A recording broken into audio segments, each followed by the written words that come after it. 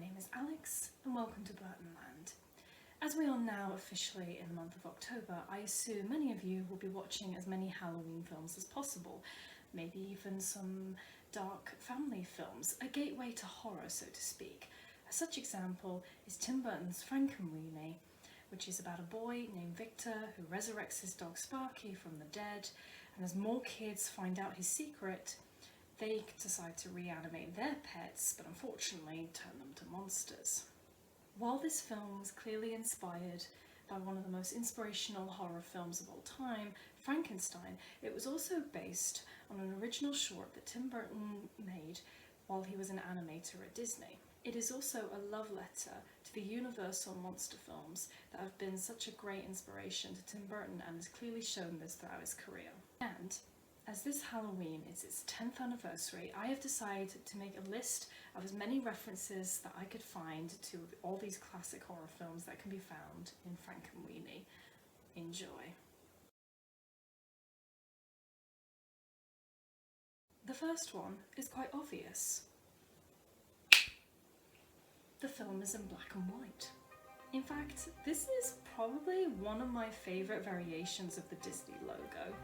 It starts out all sweet and innocent in colour with When You Wish Upon a Star, and then boom, black and white, thunder and lightning, organ music playing. It's like saying, oh, we're in a Disney movie, ha, we're in Burton Land, baby.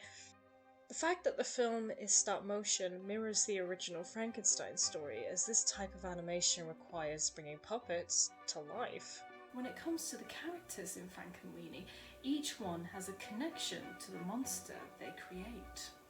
The obvious one is Victor Frankenstein as the main character, and yes, the family is called Frankenstein. Sparky, being our Frankenstein monster, looks the part of Boris Karloff's distinct look, from both the stitches and the electric bolts on the neck. Victor's best friend Elsa Van Helsing has two references. Her surname Van Helsing is the name of Dracula's main threat, Abraham Van Helsing. This has a slight connection as the vampire cat traps her and her pet poodle in the windmill during the climax. Her first name Elsa is a reference to Elsa Lanchester, who famously played the Bride of Frankenstein. This matches with her pet poodle Persephone, who has the iconic bride hairstyle. Fun fact, you may also recognise Elsa Lanchester as Katie Nana from Mary Poppins. Yes, that is the Bride of Frankenstein. And if she can't handle the bank's children, well, this clearly is a job for Mary Poppins. The name of the poodle, Persephone, resembles the Greek myth of Hades, who drags Persephone to the underworld in which she becomes the queen. So initially, she becomes the queen of the dead. Not only does this relate to the Bride of Frankenstein being dead, but also as our poodle is Sparky's love interest. The next classmate is Edgar Igor, which is a play on the name Igor, which mainly resembles a hunchback assistant to a mad scientist. Not only does Edgar look the part, but eventually assists Victor in his second experiment with a dead fish. This dead fish becomes invisible as part of the experiment, which is a nod to the Invisible Man.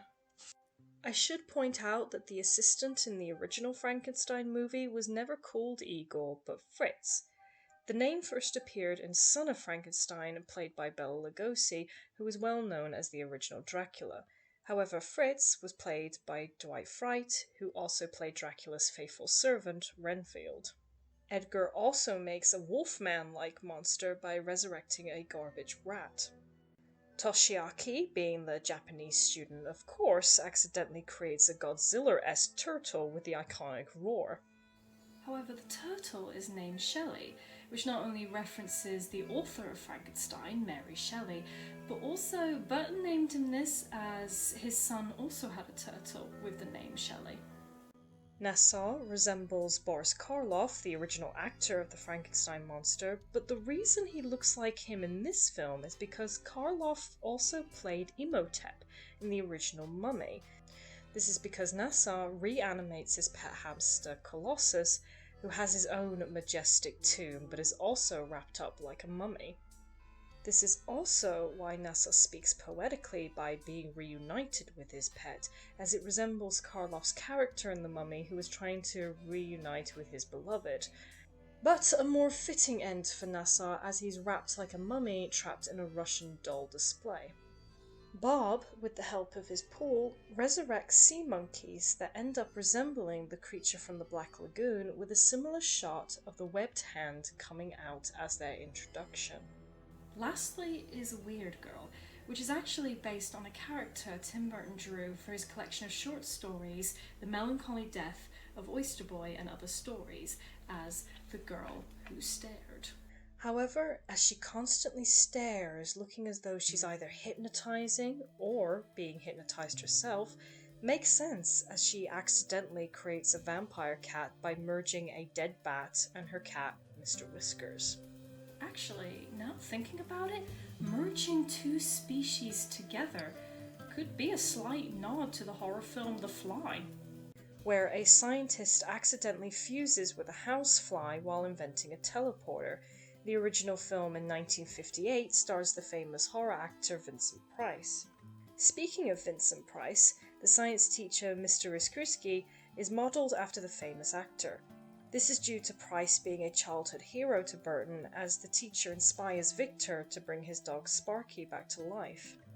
Mr. Riskursky is voiced by Martin Landau, who previously worked with Burton in his Oscar-winning role as Bela Lugosi in Ed Wood.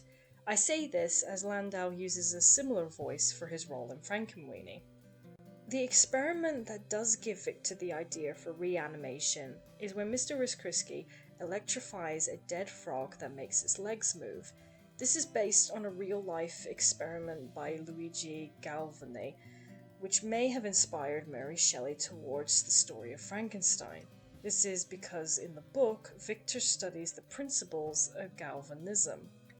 Victor's next-door neighbour is named Mr. Burgermeister, which is a German name meaning master of town or master of citizens, which of course makes sense with this character, as he is the mayor of New Holland. The reason why the town is called New Holland because its main feature within this kitschy suburbia is a windmill on top of the hill, which is featured in Frankenstein, and this windmill is where both climaxes take place as it burns down. Speaking of the climax, I should mention that the vampire cat is killed by a wooden beam from the windmill, creating a wooden stake, which of course is a main weapon to defeat a vampire. On the subject of vampires, there is a scene where Victor sneaks past his parents while they are watching Christopher Lee's Dracula. The film that Victor shows his parents has a slight nod to Godzilla, with a Rodan-like creature attacking civilians. When the kids break into Victor's home and climb the staircase to the attic, we can see their shadows, which is a homage to the iconic shadow shot in Nosferatu. While Victor successfully brings Sparky back to life, he says, "You're alive!" which of course quotes the most famous line from Frankenstein, except in that film it's actually, "It's alive."